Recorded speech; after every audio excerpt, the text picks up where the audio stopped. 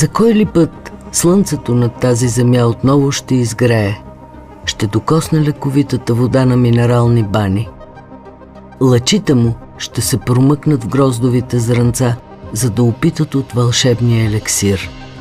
Когато се наситят, ще литнат към върховете на Родопите, за да си поиграят на криеница с древните скални образования, разпилени по гърба на планината, може би от преди милиони години. Да, вярно е, че над всичко това е работила човешка ръка, ръководена може би от фантазията на траките, но много е възможно това да е и съвсем непозната цивилизация.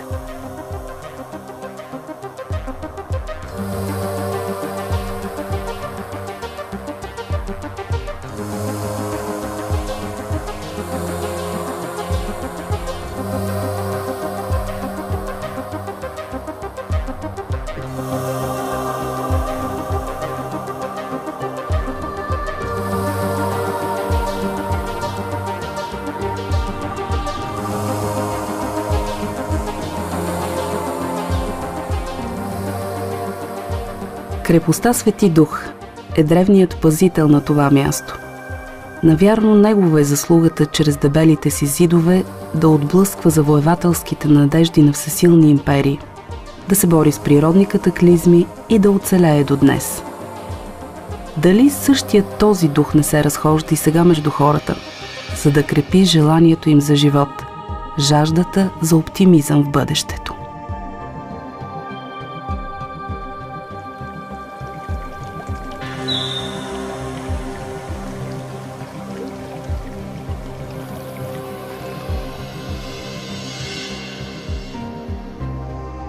Какво ли е накарало Светата Дева да пристъпи по тези места и да остави отпечатък от стъпалото си, с което вечно да напомня за вярата в доброто на човечеството?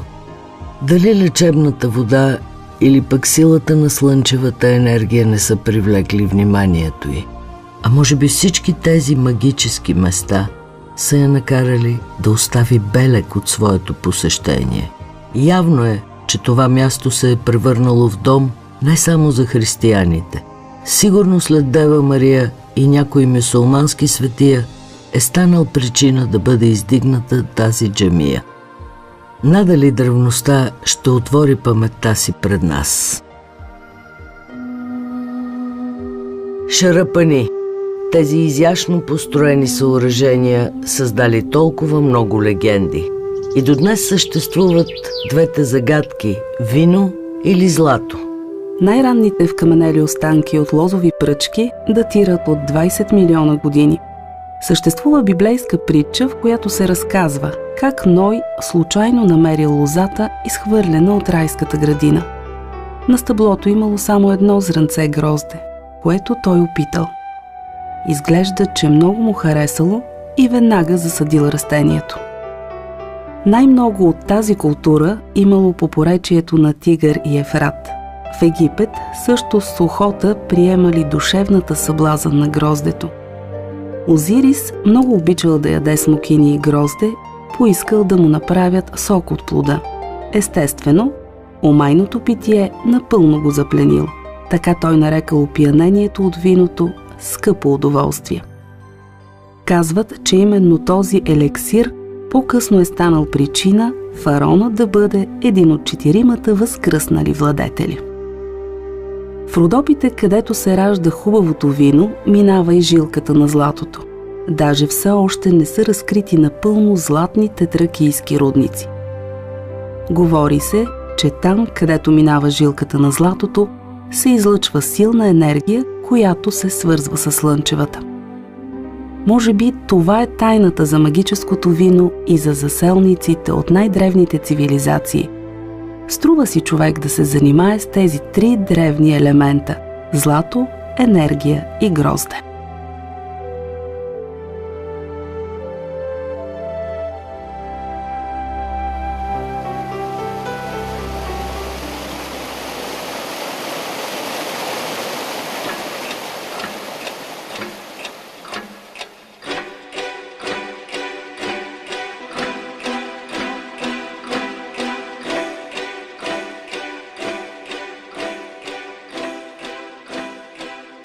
Древните египтяни деляли денят на 12 часа и използвали обелиски, за да следят движението на Слънцето.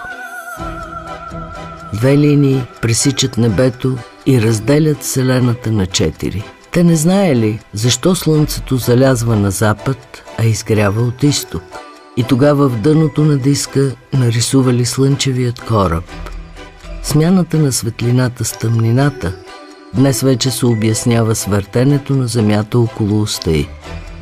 А чудото, което открихме в минерални бани, е направено изключително точно и професионално, без да може някой да каже коя е цивилизацията, която го е създала.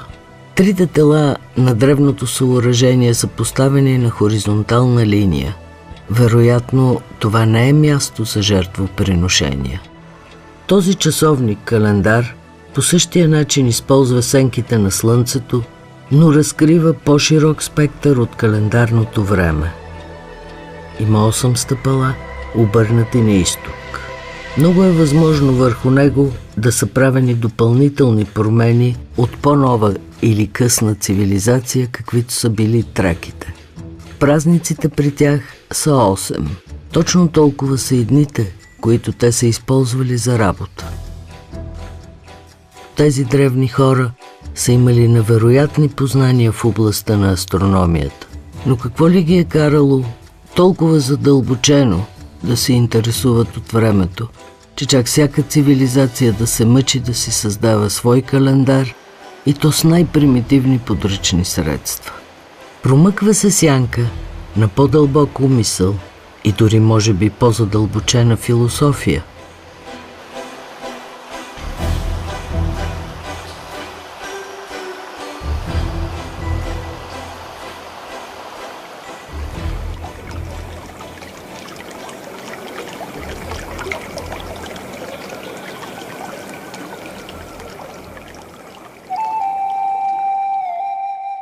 Вярно е, че скалите мълчат, но създават около себе си една тайнственост.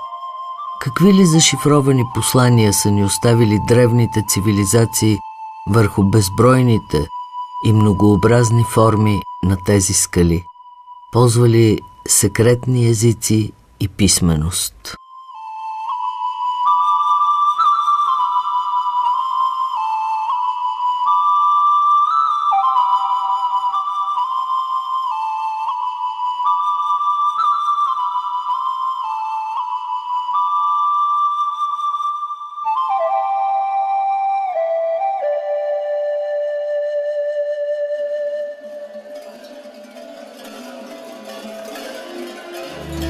Тези ниши имат някакъв своеобразен ритъм. Може би това е непознат за нас танц, свързан с танца на звездите от космоса. Понякога се питам, какво е мястото на хората? Дали тогава, в онези древни времена, не са били свързани с някакъв вид ангели, които по-късно са станали основен мотив в нашата християнска религия? Те ли са се разхождали по тези скали и са изработвали кодираните ниши? Откъде идва това многообразие на животни? Лъв, агне, куче? Или пък хората наистина са имали криле? Много е възможно съществуването на цяла такава цивилизация.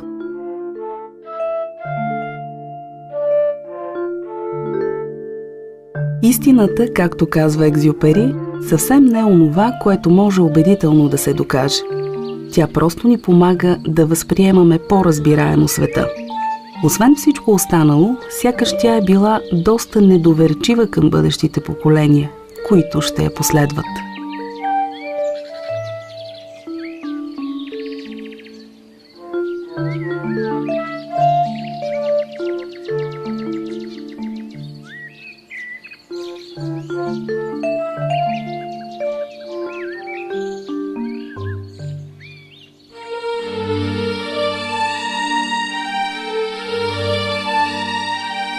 Многобройните ниши, хилядите знаци по стените на менхирите са сътворени на най-недосегаемите места, за да се запазят през вековете.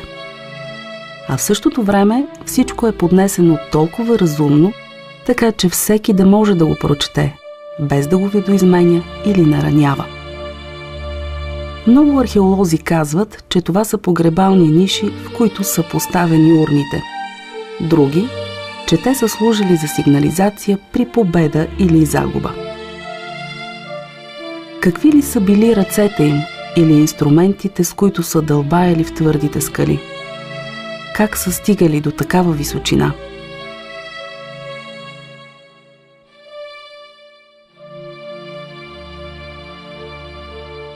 Възможно е въпросите, които днес си задаваме, да не са свързани с чудеса.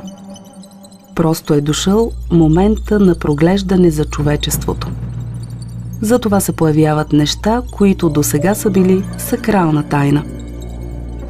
Много малко учени твърдят, че издълбаните ниши могат да бъдат азбука, чрез която древните ни съобщават важни послания. Но какви са те? Струва ми се, че сигурно ще се намери поколение, което ще се заинтересува какво са ни кодирали древните.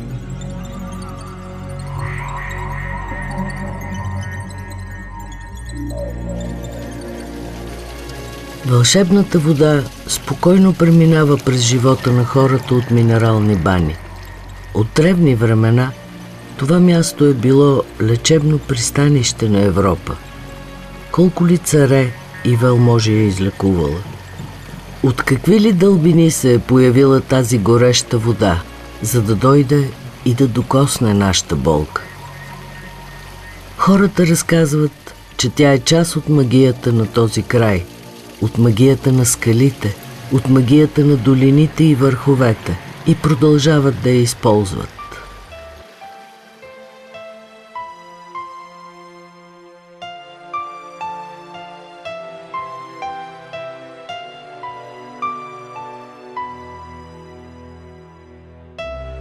Какви ли тайни за нас крият тези знаци? Някои учени твърдят, че всичко се е родило в Близкия изток преди около 5000 години преди новата ера. Ами, ако не е така? Ако все пак историята е пренаписана? Не, навярно е така. Познанието на древните цивилизации било изградено върху взаимодействието между небето и земята, човека и природата.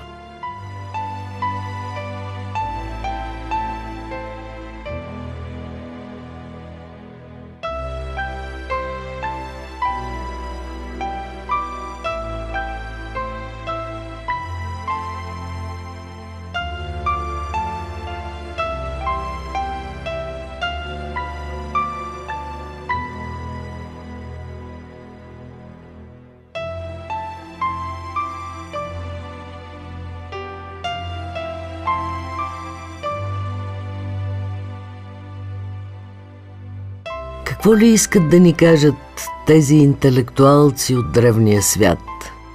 Трудно достижимите менхири стриктно криеха невероятните иероглифи от погледа ни. Те се появиха съвсем неочаквано, като че ли цялото познание за цивилизацията постепенно ни предоставяше възможности да се докоснем до нея.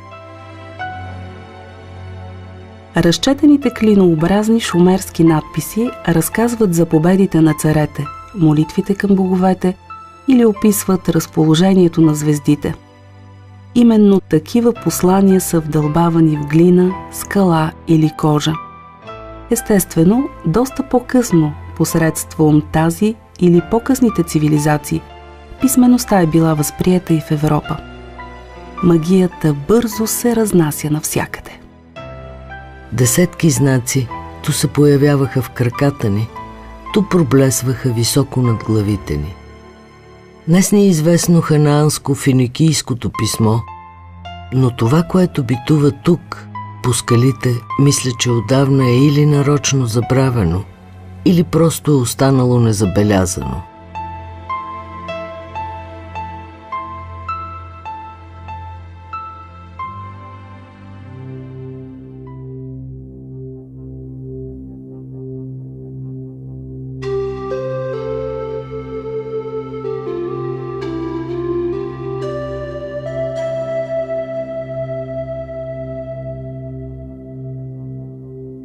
Дали някога тези деца ще докоснат времето на онази древна магическа цивилизация?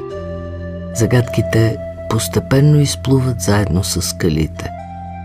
И ако досега децата все още са се играли около тях на криеница, сега се вслушват в омайната приказка на природата.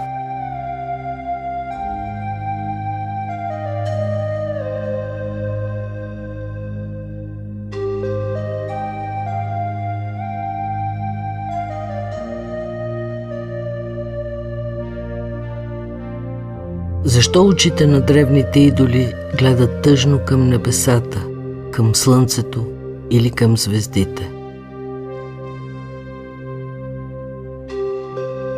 Те искат да чуят отговорите, които Вселената нашепва за нашето настояще и бъдеще.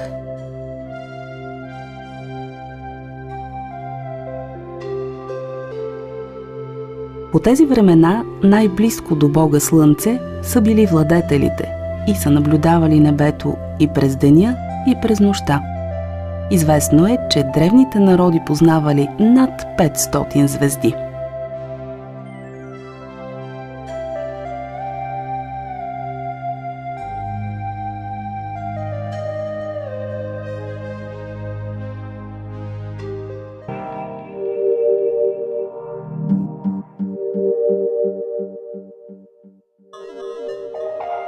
Май стигнахме до най-мистичната част на Родопите. Какви са тези оградени помещения? Кой ли е живял в тях? Дали не са обител на атлантите или представляват своеобразен опит за измерване на времето?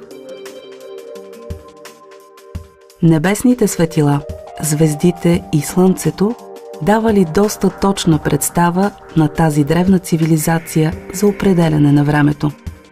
Дължината на хвърлената сянка от различни предмети започнала да служи за мерна единица. Казват, че древните месопотамски жители 2000 преди Христа много точно си служили с величината време. Забивали в земята прът и по сянката гадаели. А много по-късно този уред представлявал каменен стълб, поставен около храмовете или пред дворците.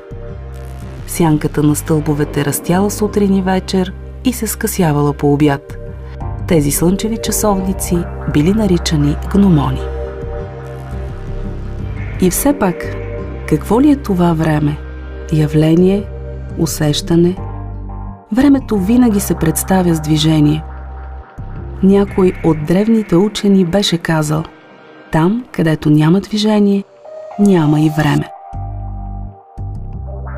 Нито можем да го видим, нито да го обхванем с ръцете, нито има някакъв мирис. Може би за него можем да говорим само тогава, когато го осмислим.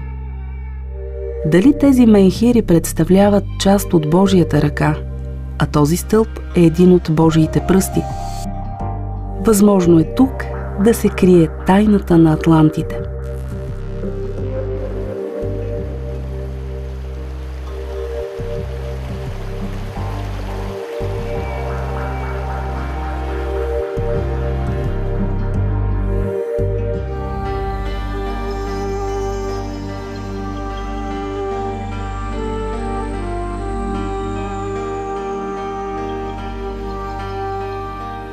Според Нютон, времето тече еднакво във Вселената. Най-трудно може да се даде обяснение какво всъщност е това, което тече във Вселената. Всеки ще каже: това е времето. Да, но Айнщайн твърди, че космосът и времето са форми на интуицията, които не могат да бъдат отделени от съзнанието.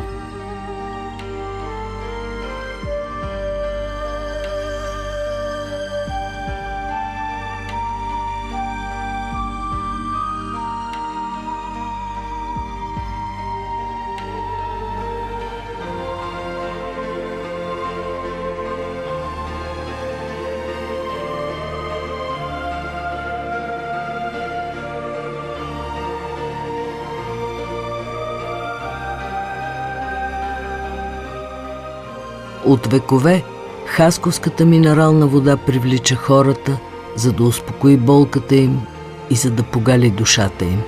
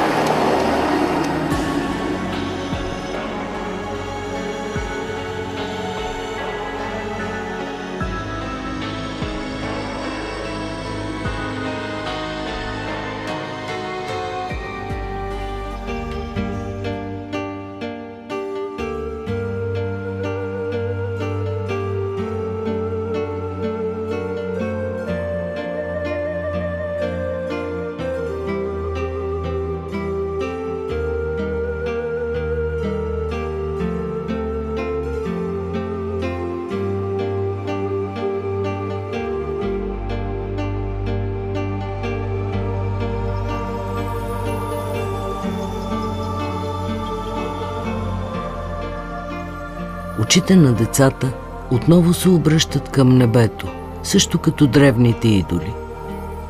Танците им се превръщат в земен поздрав към Вселената. Те доказват, че цивилизацията продължава своя живот, независимо от природните катаклизми. Тайните, до които днес се докосваме, сигурно още много пъти ще бъдат разкривани. А балоните, които летят към небето, са пълни с живеца на нашия ден.